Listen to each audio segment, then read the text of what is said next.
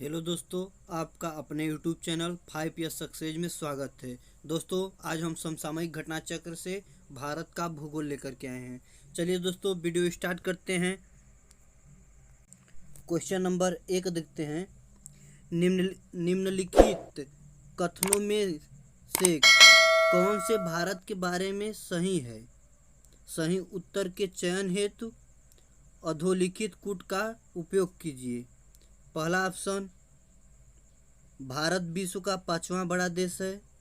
Option 2, यह स्थलमंडल के कुल क्षेत्रफल का लगभग 2.4% भाग अधिकृत किए हुए हैं।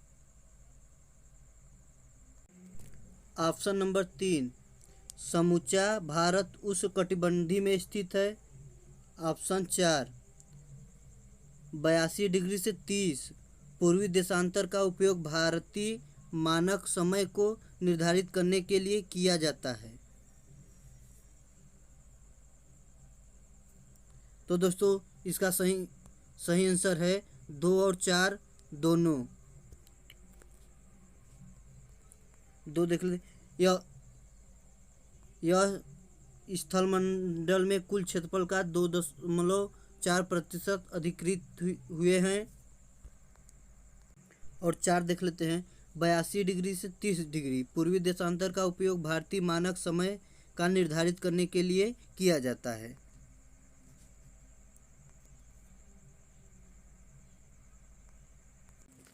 तो दोस्तों, भारत विश्व का 7वां बड़ा देश है। संपूर्ण भारत अंडमान निकोबार द्वीप समूह का अक्षांशीय विस्तार 6 डिग्री से 37 डिग्री से 6 अंश उत्तरी अक्षांश के मध्य है, जबकि उष्णकटिबंधीय क्षेत्र का विस्तार 23 डिग्री 30 अंश उत्तरी एवं दक्षिणी अक्षांशों के मध्य है। अतः कथन 1 और 3 गलत हैं। भारत स्थल मंडल में कुल क्षेत्रफल का 2.4% अधिकृत हुए हैं। 82 डिग्री से 30 अंश पूर्वी देशांतर का उपयोग भारतीय मानक समय निर्धारित करने के लिए किया जाता है। अतः कथन 2 और 4 सही हैं। तो दोस्तों, क्वेश्चन नंबर 2 देखते हैं। क्षेत्रफल की दृष्टि से भारत का विश्व के देशों में कौन सा स्थान है? ऑप्शन ए 5वां, ऑप्शन बी 6वां, ऑप्शन सी 7वां, ऑप्शन डी 8वां। तो इसका सही जवाब है ऑप्शन सी 7वां स्थान है। तो दोस्तों, भारत का क्षेत्रफल की दृष्टि से विश्व में 7वां स्थान है। नेक्स्ट क्वेश्चन देखते हैं। भारतवर्ष आकार में विश्व का ऑप्शन ए 5वां सबसे बड़ा देश है। ऑप्शन बी 6ठा सबसे बड़ा देश है। ऑप्शन सी 7वां सबसे बड़ा देश है। ऑप्शन डी उपरोक्त में से कोई नहीं। तो इसका सही जवाब है ऑप्शन सी 7वां सबसे बड़ा देश है। तो नेक्स्ट क्वेश्चन देखते हैं। क्वेश्चन नंबर 4, भारत का क्षेत्रफल संसार के क्षेत्रफल का 2.4 है, परंतु इसकी ऑप्शन ए संपूर्ण मानव जाति का 16% जनसंख्या है। ऑप्शन बी संपूर्ण मानव जाति का 17% जनसंख्या है। ऑप्शन सी संपूर्ण मानव जाति का 18% जनसंख्या है। ऑप्शन डी संपूर्ण मानव जाति का 28% जनसंख्या है। तो इसका सही जवाब होगा ऑप्शन बी संपूर्ण मानव जाति का 17% जनसंख्या है।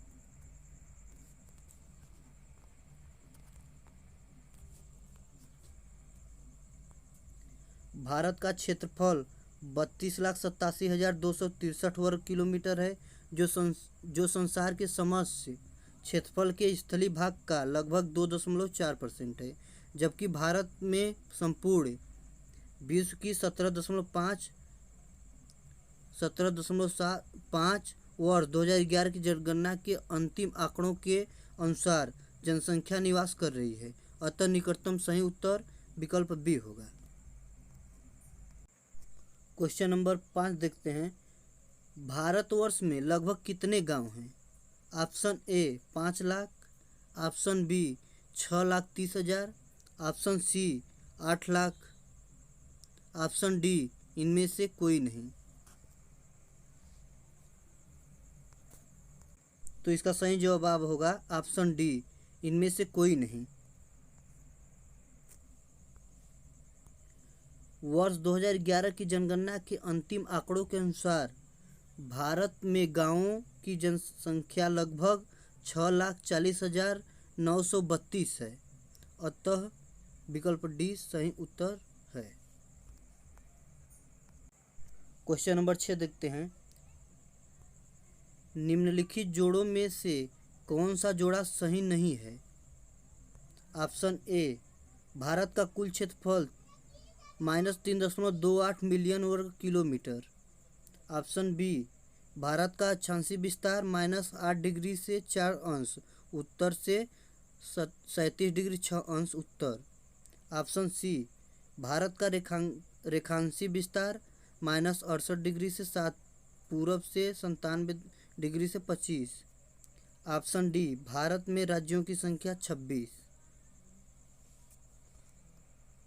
तो दोस्तों ये झारखंड पीसीएस प्रे 2016 में पूछा गया था। तो इसका सही जवाब होगा ऑप्शन डी, भारत में राज्यों की संख्या 16। भारत का भौगोलिक क्षेत्रफल लगभग 3.28 मिलियन वर्ग किलोमीटर है।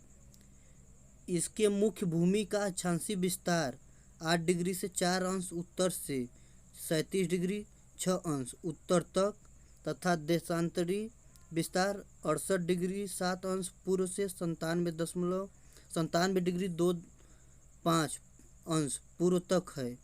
26 जनवरी 2020 से भारत में कुल 28 राज्य एवं 8 केंद्र शासित प्रदेश हैं। नवीनतम केंद्र शासित प्रदेश हैं दादरा और नगर हवेली, दमन और दीव। मिलाने वाली काल्पनिक रेखाओं को देशांतर रेखाएं कहा जाता है। देशांतर रेखाएं समांतर नहीं होती हैं। ध्रुवों से विषुवत रेखा की ओर बढ़ने पर देशांतर रेखाओं के मध्य की दूरी बढ़ती जाती है। विषुवत रेखा पर देशांतर रेखाओं के बीच अधिकतम 111.33 किलोमीटर दूरी होती है। भारत पूर्णतः उत्तरी गोलार्ध में स्थित है। संपूर्ण भारत का अक्षांशीय विस्तार 6 डिग्री से 45 अंश उत्तरी अक्षांश से 37 डिग्री से 6 अंश उत्तरी अक्षांश के मध्य है। इसकी मुख्य भूमि 8 डिग्री से 4 अंश उत्तरी अक्षांश और 37 डिग्री से 6 अंश उत्तरी अक्षांश एवं 68 डिग्री से 7 पूर्वी देशांतर और 97 डिग्री से 25 पूर्वी देशांतर के मध्य फैली हुई है। उष्णकटिबंधीय क्षेत्र का विस्तार 23 डिग्री से 30 अंश उत्तरी एवं दक्षिणी अक्षांशों के मध्य है। अतः भारत का विस्तार उष्ण एवं उपोष्ण दोनों कटिबंधों में है। ध्यातव्य है कि निम्न अक्षांश 0 डिग्री से उच्च अक्षांश 90 डिग्री की ओर जाने पर दिन और रात की अवधि में अंतर आता है। उत्तरी गोलार्ध में अक्षांश का प्रभाव दक्षिण से उत्तर की ओर दिन और रात की अवधि पर पड़ता है। तो दोस्तों जो अभी तक हमारे चैनल को लाइक शेयर सब्सक्राइब न किया हो कृपया लाइक शेयर सब्सक्राइब और बेल आइकन दबा लें। चलिए नेक्स्ट क्वेश्चन देखते हैं।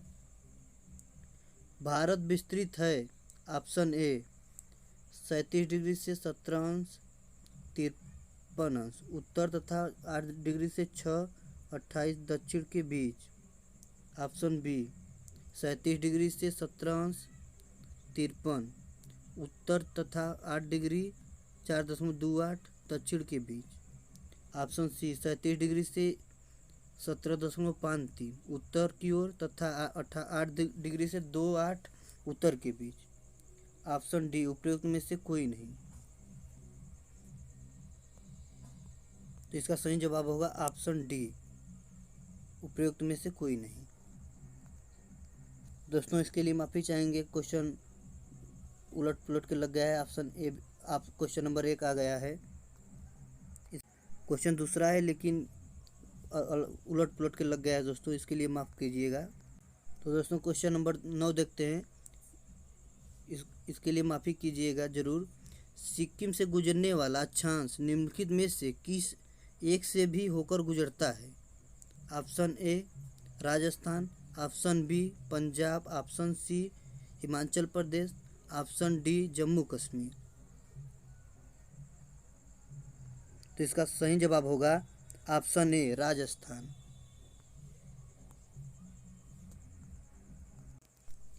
सिक्किम से होकर गुजरने वाली अक्षांश रेखा राजस्थान से होकर गुजरती है। तो दोस्तों नेक्स्ट क्वेश्चन देखते हैं।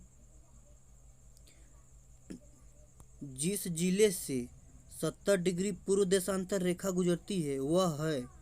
Option A Jodhpur, option B Jaisalmer, option C Dholpur, option D Nagaur. ये दोस्तों आरटीएस प्रे 2010 में पूछा गया था। तो दोस्तों इसका सही जवाब होगा ऑप्शन बी जैसलमेर।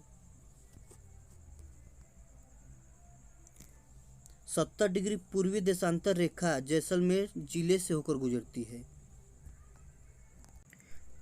चलिए दोस्तों क्वेश्चन आगे पीछे हो गया है, तो आज हम आप लोगों को भारत एवं कर्क रेखा के बारे में बता देते हैं। विषुवत रेखा के उत्तर में स्थित 23 डिग्री से 30 अंश उत्तरी अक्षांश को कर्क रेखा कहा जाता है। कर्क रेखा भारत के लगभग मध्य में होकर गुजरती है। कर्क रेखा भारत के कुल 8 राज्यों से होकर गुजरती है, जिसमें पहला गुजरात, दूसरा राजस्थान, तीसरा मध्य प्रदेश, चौथा छत्तीसगढ़, पांचवा झारखंड, छठवां पश्चिम बंगाल, सातवां त्रिपुरा, आठवां मिजोरम है। तो आप लोग देख सकते हैं इस भारत के नक्शे में भारत एवं कर्क रेखा आप लोग देख सकते हैं। ये देखिए